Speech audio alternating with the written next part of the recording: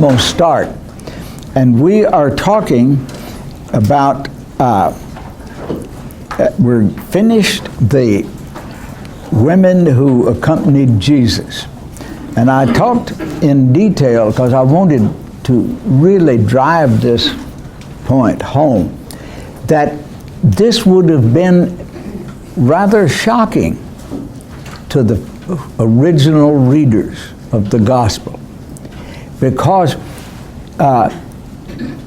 first of all, women didn't do things like that. Even though they, in Roman society, they had wealth of their own. They didn't automatically become their husbands when they got married. But to not only support a group of men, but to travel with them would be just shocking in itself. There's no implication of sexual impropriety or anything. There's just the idea that they would do that. It's the thing that would be shocking would be leaving their husbands at home. It would be a desertion of the home, not infidelity that would be shocking. And that really, I think, is important. There is a very emphatic theme in the New Testament. That is, social custom must not, we believers must not allow social customs to interfere with their serving Christ. I remember years ago, somebody wrote Dear Abby, and I mean, when I say years ago, I mean half a century or so ago, and wanted to know what was proper when they had house guests and it was time to go worship. And her answer, I don't think, conformed to New Testament teaching. She said, well, stay home with your guests. But that's not what the New Testament teaches. The New Testament says, invite them. I can't quote a scripture that says this exactly, but it's the teaching of the New Testament. Invite them, and if they don't go, then say, well, I'm going to take time out to worship my God. And that's what we learn from these events. It is so easy to allow a social custom or social pressure. We have the social media today that interferes with many people's serving Christ effectively. And that ought not to be. Now, we could spend several lessons on this subject, exploring individual examples and events that occur in some of our lives. But I think you are smart enough and spiritual enough to take what has been said here and apply it to your life. I just encourage you to do that. As a large crowd, I'm increasingly having difficulties with certain consonantal blends.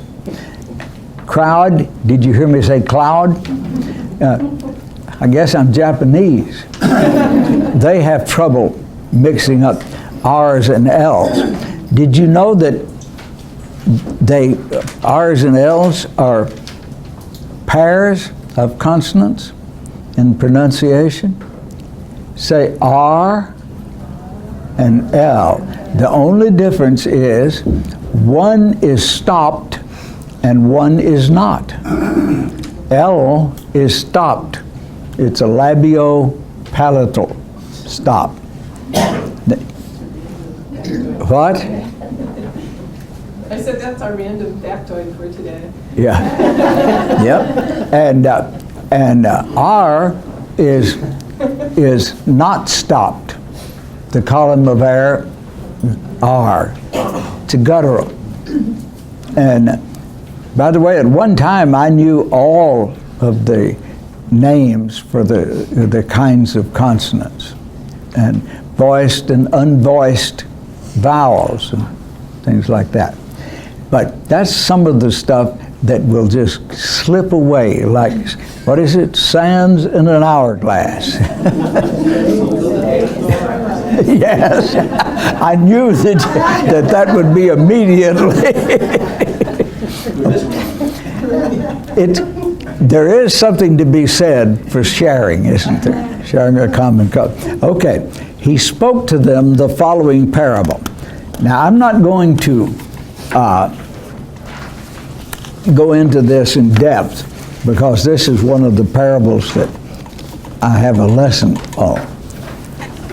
In fact, I got every parable that Jesus spoke in those 24 lessons. He spoke more than 24, but many of them, or several of them, are pairs that go together. The sower went out to sow. Now this is the most familiar of all parables. And one of the things, well, I'll get down to it when I talk about the purpose of the parables, because there's a great deal of confusion and misunderstanding. And I want to cover that. By the way, I thank you for the number of people that are here this morning. We got nearly a full house. And that always is an encouragement to a teacher. A sower went out to sow his seed. As he was sowing, some seeds fell on the footpath. Now, the Greek says the way, the hodos. But it was a footpath. As they laid out their fields, they had footpaths to get to them. And they did not till them. They might be good soil, but they needed them to get to the plants, or thought they did. They were packed down. Yes, they were packed down by big, and since they had never been cultivated, since the field was laid out as a field, they were packed hard. They didn't erode very much because the soil there has a good element of clay in it, and they packed down as hard as adobe. And I want you to visualize that. It would be a path perhaps 14 to 18 inches or something like, just enough to walk on to get to the fields. And they were in a grid. Now, you might think I would know how big the squares of the grid were. I don't know. I don't even know whether they were squares. I have done extensive. You can interrupt.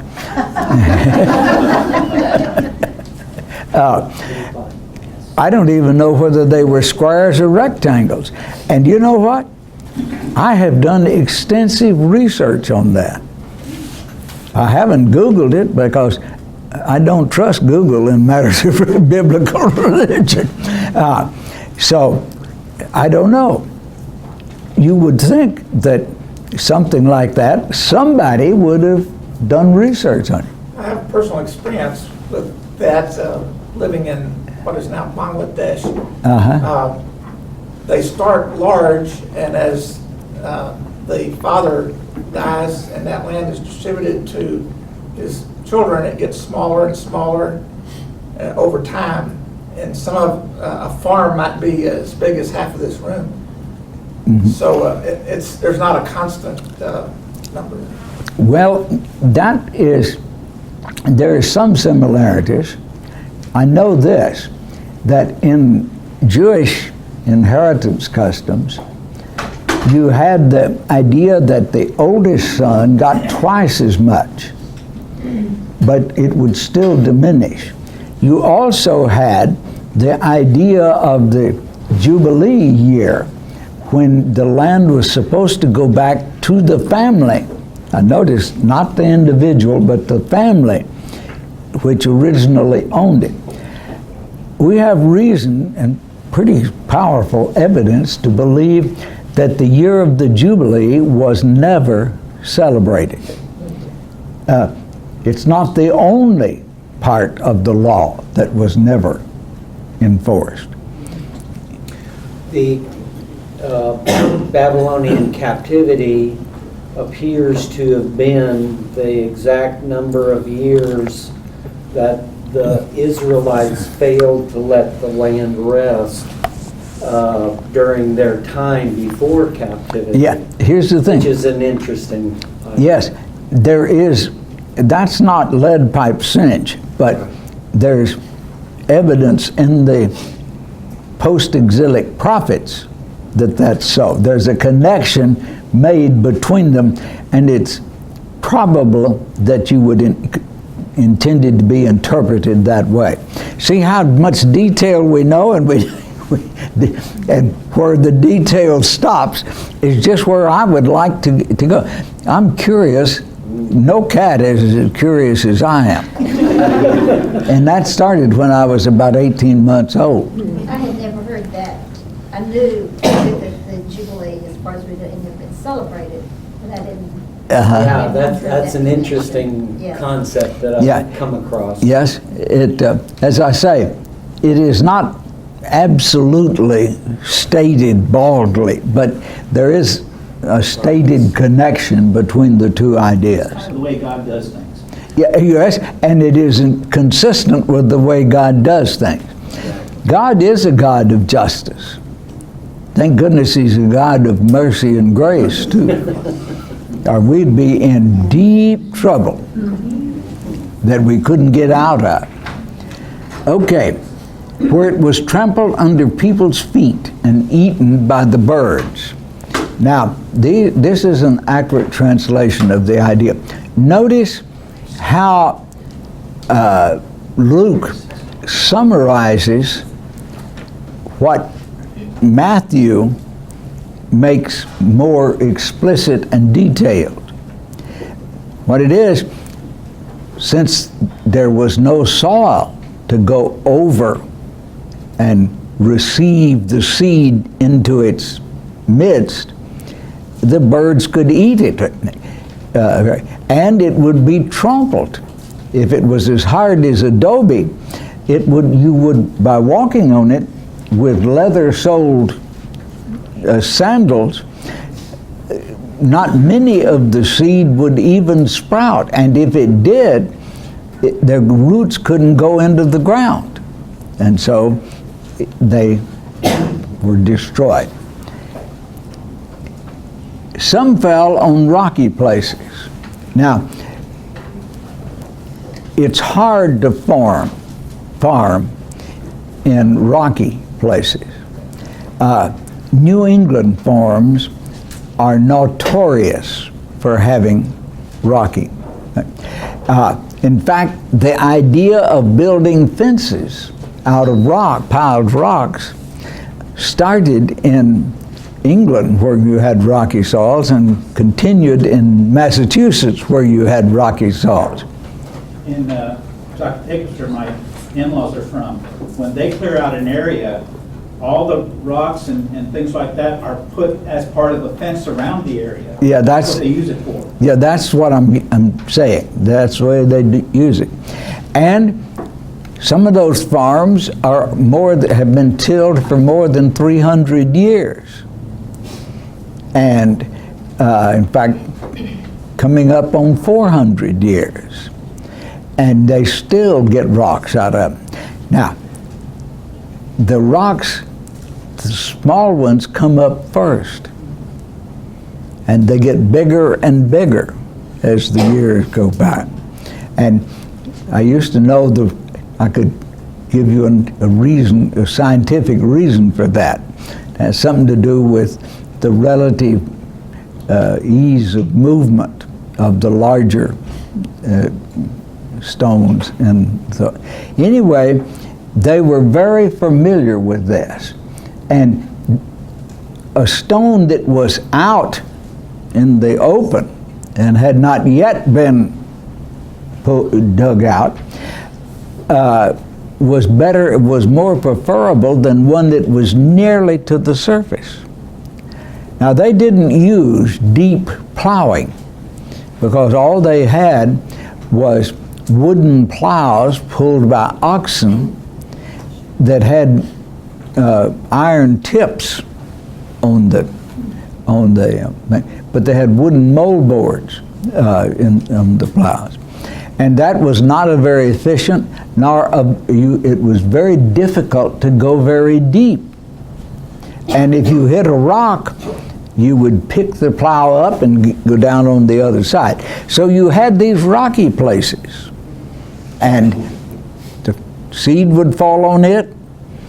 It would spring up because it wouldn't go deep into the soil, and then when the sun came out, it would wilt and die. And then just where it sprouted quickly, and then just as quickly withered because it lacks sufficient moisture. You can't get much moisture in an inch of soil. Some fell among thorn bushes. Now, one of the things that they did was they used acacia bushes as fences. One of the funniest sights I have ever seen was in Kruger National Park in the Republic of South Africa. Are giraffes eating acacia trees. Their heads are just about as high as the tree gets. Acacia trees have thorns that long on them. And a giraffe has a tongue that's 17 inches, you can put it 17 inches out of his mouth, an adult can. They take that, and the tongue is black, comes out of that orange and white mouth, wraps around an acacia limb, pulls it in his mouth, he bites down on it and chews it up and swallows it. You can see it go down. And I was so fascinated by it that we sat there 15, 20 minutes and I just watched the giraffe. Giraffes are really entertaining animals. If you've never seen a giraffe run, you haven't seen one of the great sights that human beings can experience. It takes them a while to get all the parts synchronized, but they can run between 35 and 40 miles an hour. And when they get going, they look like some huge rocking horse, and they eat up the ground. And so they get slow, they start slow, and then I think I could spend a day watching giraffes. They're the only other animals that are that humorous are hippopotami, or hippopotamuses. Again, it's according to how grammatically sophisticated you want to be. But anyway, that's the kind of thing that happened. If they got in the acacia bushes that form the fence lines, that's the outer fence line, that's not the pathways in between.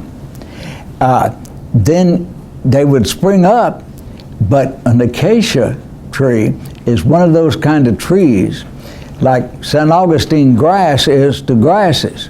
Anything that doesn't have a wooden stem will be killed out in a couple of years of growth of St. Augustine grass. And acacia trees are more deadly than that. And so the seed would sprout, but they wouldn't do much more than just come up and then be choked out. The plants and the thorn bushes sprouted up together.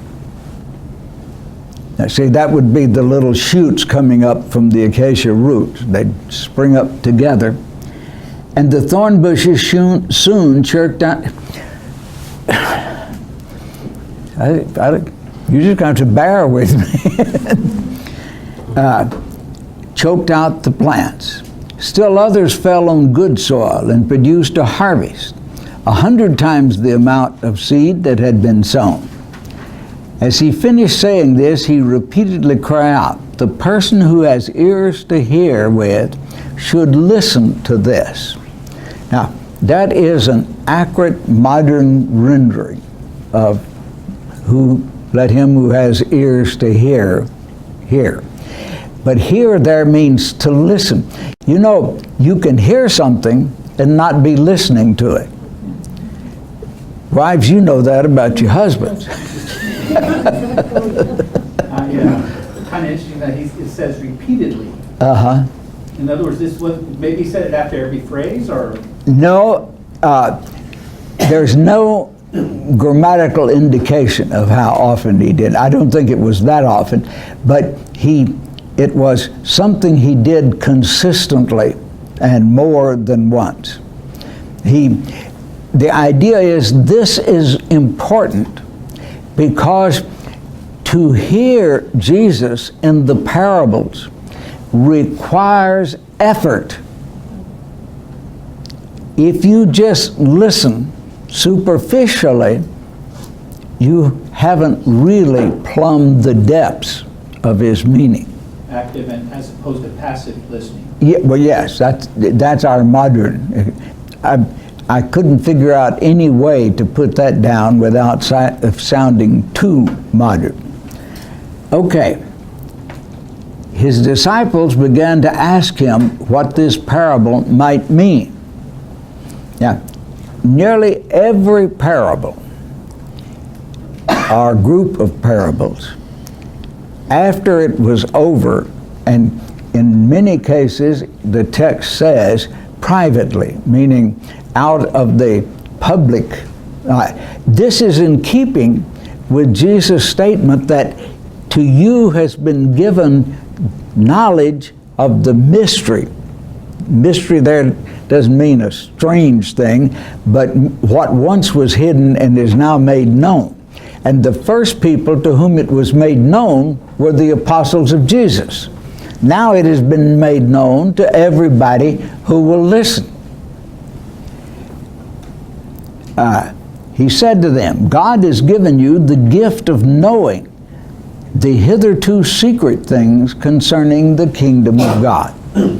Now, in every case where the word kingdom appears in the New Testament, I put a parenthesis after it, not in this version of the translation, but in my final revision, and put rule, because we just automatically think, I remember preaching sermons where it says a kingdom requires territory and people and so in certain kinds of relationships. That I was wrong, because the word kingdom does not mean a thing in the sense of a physical thing. It means the way God rules, the way God runs the world. And He wants to run the world exactly like He runs heaven. And that's what the coming of the kingdom means, is the development of the rule of God more and more on earth. Now, like the law and other things that God gave us for on earth, it is never going to happen without another intervention of God that we usually call the judgment day. God will make the final day of the Lord, the intervention. And then, as it says in the book of Revelation, the kingdoms of this world have become the rule of this world, the way people rule this world, has become the way God rules in heaven. And that is accomplished when the king, the Messianic king, returns and exercises his rod of iron to judge the nations. And then a new heaven and a new earth where the will of God is done on the new earth. I've said that enough. I hope you can do it. We do not go to heaven. Heaven comes to us. God always takes the initiative. Now, I know that that's going to mess up a lot of hymns and a lot of sermons and a lot of poems and a lot of talk, but it's biblical. And since it is so all pervasive, I never said persuasive. It is persuasive, but it's so all pervasive that without repetition, you're not ever going to begin to eliminate it from thinking, poetry, preaching, and all the other areas where it appears. Okay. To the others, I speak in parables, so that even though they repeatedly look, now this sounds different, but it is in modern American English what is explicitly said by the Greek grammar. It means again and again and again. No matter how often you look, they will never really see. Even though they repeatedly listen, they will never really hear. Now, I added the really to get the idea that it is, as you said, the active, and really seemed to be a good adverb to put there for that. Now, this goes back to Isaiah, and it describes the Israelites who, at the time of Isaiah, had been in the promised land over 700 years. Now, 7 centuries ago, it was 1315. That's a long time ago. Now, I've used this before. I don't know whether any of you were in the class. Years ago, we went on a journey through the western part of the United States with a lightweight pop-up trailer. And I got into a dead-end road, didn't know it was dead-end, and trying to back out of that road, I hadn't learned the secret of backing with the trailer. I'll tell you that. This is free. If you're backing a trailer, put your hand at the 6 o'clock position on the steering wheel, and whichever direction you want the back of that trailer to go, you go that direction. Now that's counterintuitive, but it works. I backed a trailer one time 50 yards and only had about 6 inches on either side and never hit either side. You talk about sweating. And the car was air conditioned too. One little thing, you use the term hitherto secret things instead of until now. Yeah. I just wondered. Well, that's looking at it from this time back instead of from the back time here. That's what hitherto means, up until now. Yeah. Okay. And what Isaiah is saying is that in that 700 years, the Jews had seen, looked at the mighty works of God, which included the passage through the Red Sea on dry ground. It included the manna and the miraculous effect of God's on their clothing that didn't wear out, and on and on. It included the passage through the Jordan River. It included the fall of the walls of Jericho. It included all of the conquest. It included God's direct intervention in the time of the judges. It included the event of David killing Goliath. It included the Samson's destroying the temple of Dagon, Dagon falling down to the Ark of the Covenant in worship. All of those miraculous actions. But they saw them. They repeatedly saw them, but they just repeatedly didn't understand them. And this is what he's saying. These parables are in some way parallel events.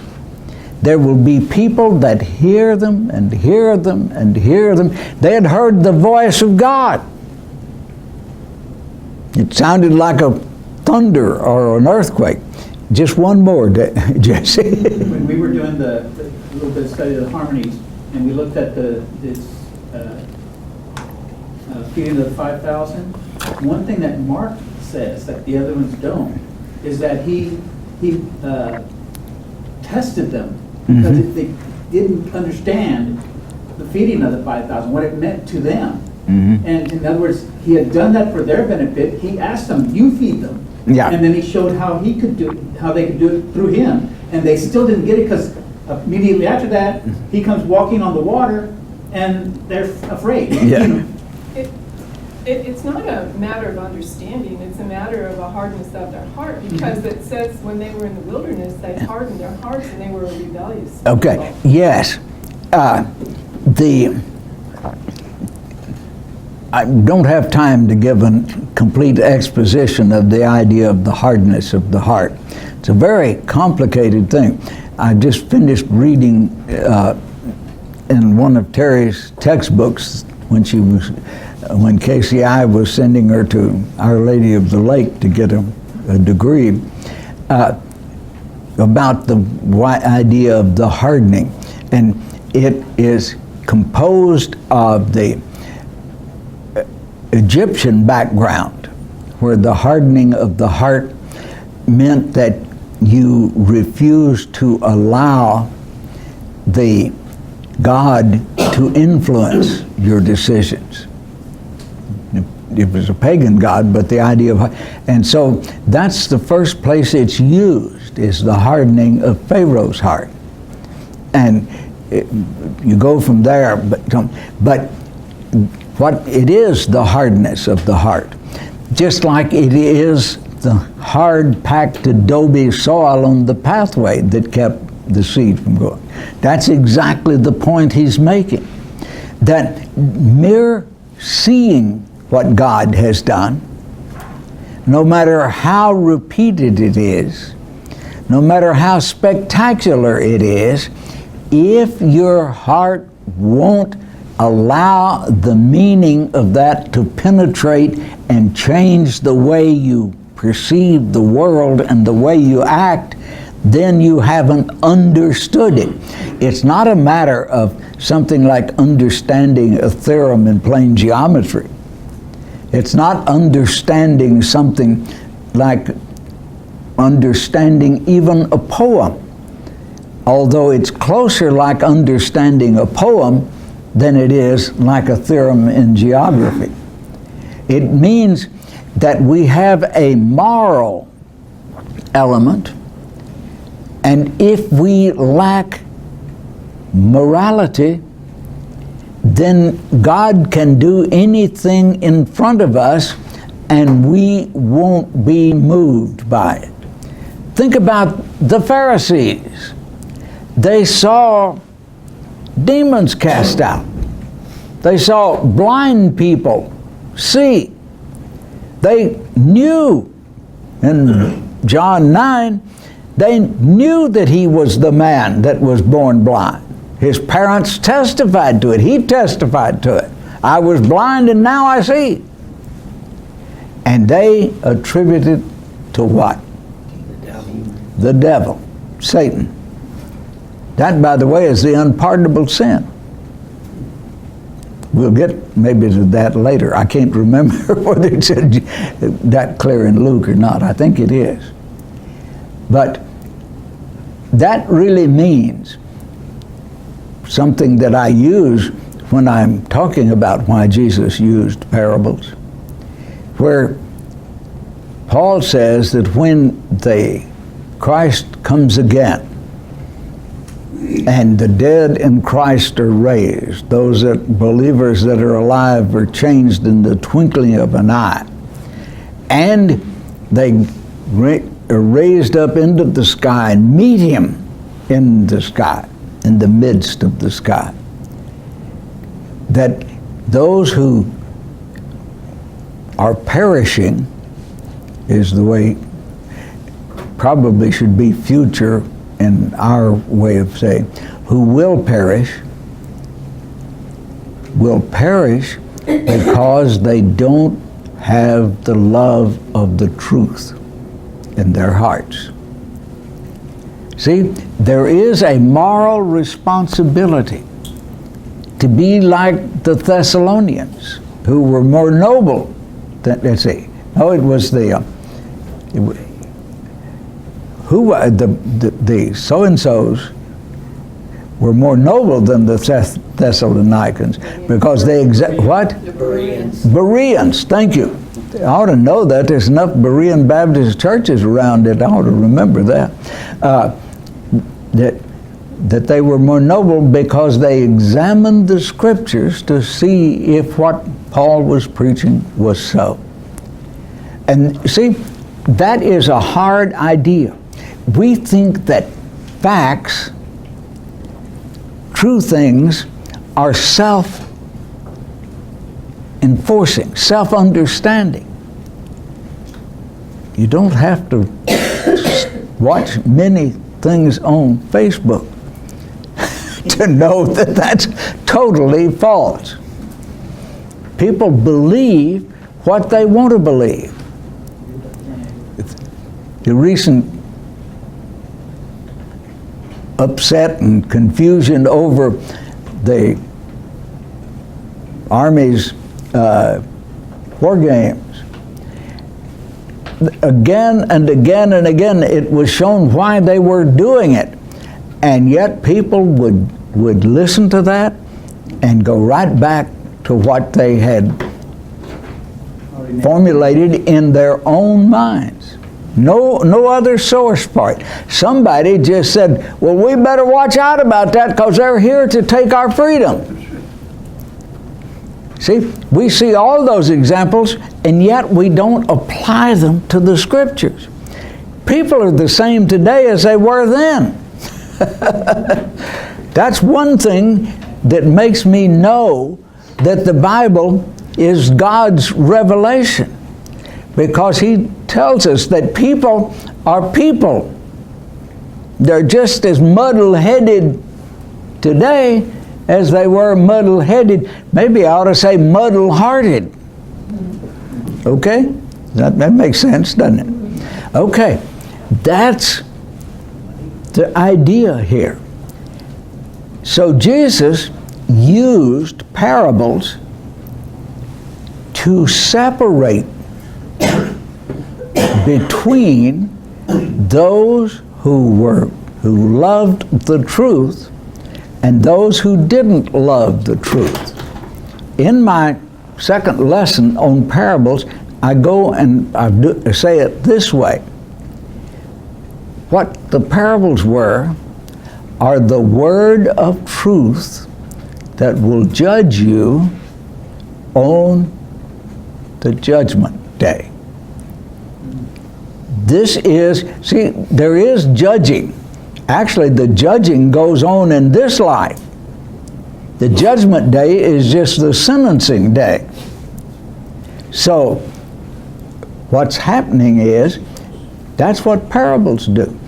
The Pharisees and those authorized to interpret the law, usually called scribes, they heard the parables. They even knew that Jesus intended the parables to be criticisms of their behavior. I like to think of the judgment day as being the revelation of the outcome.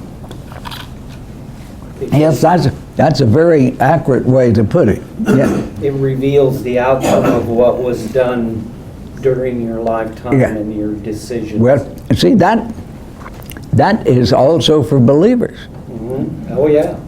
We know what the verdict is going to Begins be. with the house of God. Yes, yeah.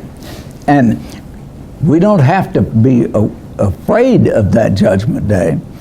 We may be pretty well ashamed of it, but not afraid, because our verdict was purchased for us by the blood of Christ. That's what justification means. We've already got a not guilty verdict. And that's important. That is confusing to people. I've had people say, well, that means Jesus spoke the parables to put people in the wrong. That's not exactly what I've said. He spoke parables to demonstrate people had put themselves in the wrong. Does that make better sense to you? I used to say it the other way until I realized that wasn't true. You talk about something that's humbling. It's to continue to learn when you're 87 years old. I've been at this longer than most of you have been alive. I've been preaching for 68 years. And I'm not going to ask you to show your hands, but that's longer than most of you. Maybe any of you who are here today, because our 104-year-old woman is unable to attend. That's older than you are, isn't it, Linda? Do what? That's all. What? I said that's older than you are. I'm 104-year-old lady. No, don't get thee behind me saying that. Because yesterday was my birthday, doesn't mean that. Yes. When our daughter Terry heard that, she said, "She's a Yankee Doodle Dandy, born on the 4th of July." Oh, by the way, I had a real nostalgic experience last night. I saw the fireworks, the 4th of July celebration, and the fireworks display over the mall in Washington. Every 4th of July we were in Northern Virginia, the church had a big picnic out close to Manassas, where the first battle of Bull Run or Manassas happened. Then we would come back and just clean up a little bit and get a little rest.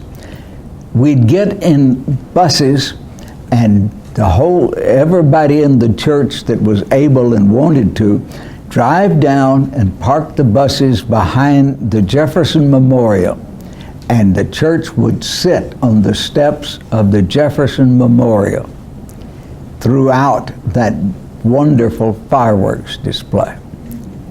And it really lifted my spirits last night.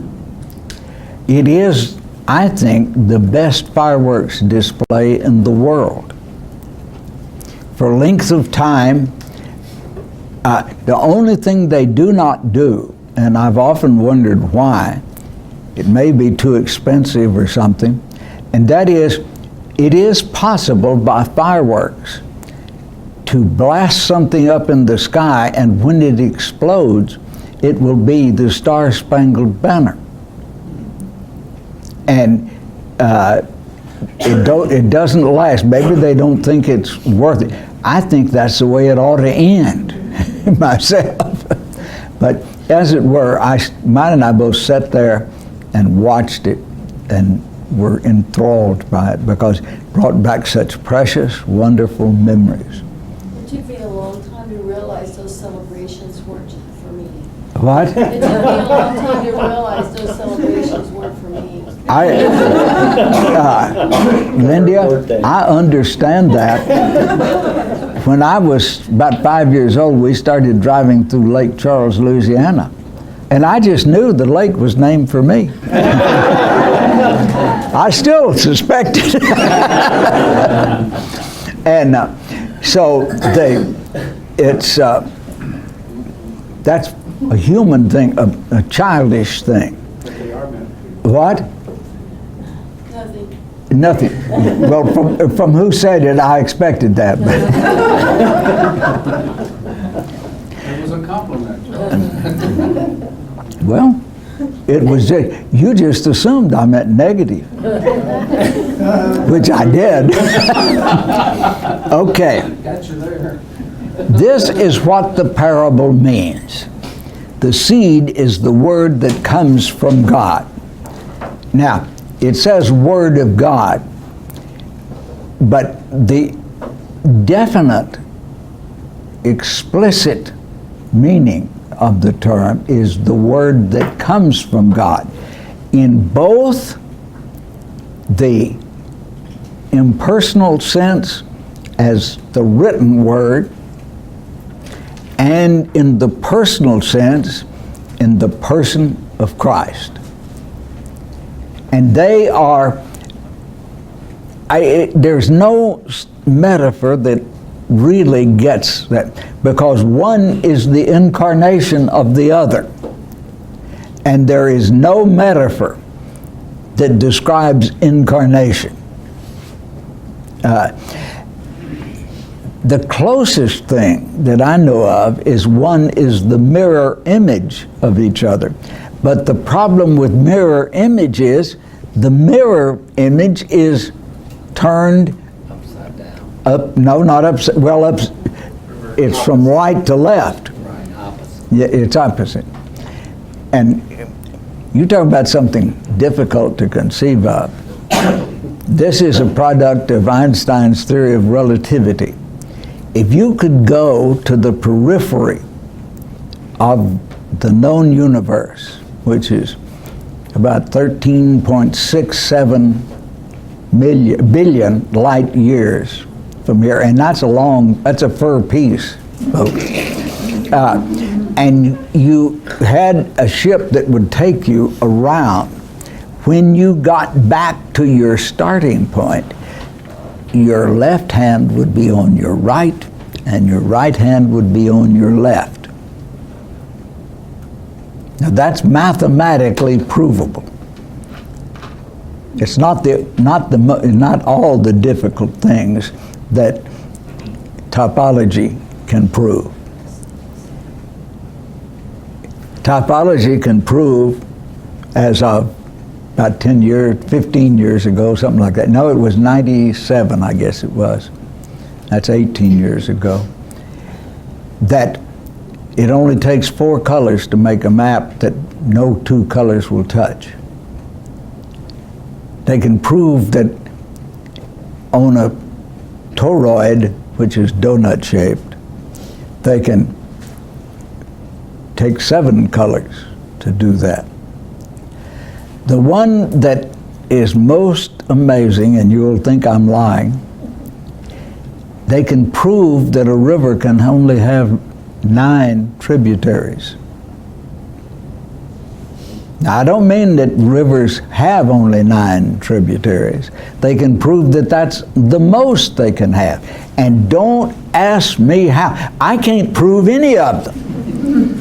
I've read the one on the 4-color theorem, and I don't understand anything except the and but. In the Expanded Bible, the seed is God's message. Yes, that's a good, I didn't think about that. Okay, you had your, Yeah, I'm just curious. I've heard this explained, that the seed, when we think of it as God's message, as Jesse said, that we can kind of expect this when the gospel is preached, that only a quarter of people will respond. Can we extrapolate that from this, or is? yes. It means that those who respond to the word in both senses will always be in the minority. That is not necessarily implied by this, but it is true if you take the whole New Testament teaching. But Charles, Okay? if you look at the application of this parable to the fields at the time, and you and I had this discussion before, you know, they planted the shrubbery around their fields, and then the paths were where they walked to get through the fields, to get to their plot of lands. All of those are small areas compared to the large fertile field. Mhm. And the sower is actually going around, he's sowing the seed in the fertile field. The seed that falls along the path or in the bushes or on the rocks isn't a large amount compared to the amount of seed Yes. that is sown in the fertile field. Yeah. So I don't understand the fourth. I mean, I've read that before, but I don't understand Okay. how we can mathematically divide it up. Okay. 4, 4, 4, and 4. Okay, you can't. That's the reason I said you have to take the entire story of the New Testament. This does not imply that. It would imply the opposite, because you're right. The amount of good soil vastly exceeded the amount of the bad soil. But remember, a metaphor is only true as far as the person who uses the metaphor means it to be true. You cannot use rational deductions from metaphors. Can't extrapolate. You cannot use rational deductions from metaphors to prove anything. Only propositional statements can be used that way, and this is not a propositional statement, it's a poetic statement. My famous example of that is Robert Burns' poem, "My love is like a red, red rose." Now, that does not imply she has thorns. And you can't deduce that, because roses have thorns. Of course, all roses don't, but the ones that don't smell too good. But you cannot do that. That's not legitimate. So you cannot deduce a mathematical number from this metaphorical parable. Now, the rest of the New Testament, especially one that says the straight is the gate, narrow is the gate, and straight is the road, which means another word for narrow. And few there be that shall find it. Even there, you cannot deduce a mathematical number. And that you cannot use it to refute universalism. In fact, universalism is hard to refute, except as a general flow or direction of the New Testament. There is always the people who reject God's offer of mercy. Horrible as it is, and unbelievable as it is to believers, that's true. I was going to make the comment about Jesse sharing the Spanish Bible, saying the seed is God's message. To apply your principle to that it would be the seed is God's message and messenger Yeah, who personifies yes. the word. Well, see, when John calls the Christ the Logos, that is, Logos describes the content of the message. Right. And so Jesus is the content. It's what Paul meant when he says the goal of the law Right. is Christ. It's Christ. Oh, you see how those converging ideas drive home the centrality of Christ. Christ, as Kuhlman did, entitled his commentary on the Gospel of Luke, in der Mitte die Zeit, in the middle of time. And middle is quantitative and qualitative, both. And so to think in terms of the law as being negative is to think in terms of Christ, the fulfillment being negative. Yes, And that's really bad, but a lot of Christians do it. yes. And we were instructed in that by Mr. Martin Luther. And that has been a bane of Protestant theology since the early 16th century, because it is not biblical. The law, Paul insists, is good. Holy. Notice, and holy, meaning it's God's production. And if you make the law wicked, then you may not realize it and may not intend to, but you're making God wicked. Let's go on. I don't want to stifle any good comment. Jesse, that. Yes, you do. Yes, you do. Oh, excuse me, Alicia. You're going to have to throw something at me. Is that time? Yes, it's 1 minute past.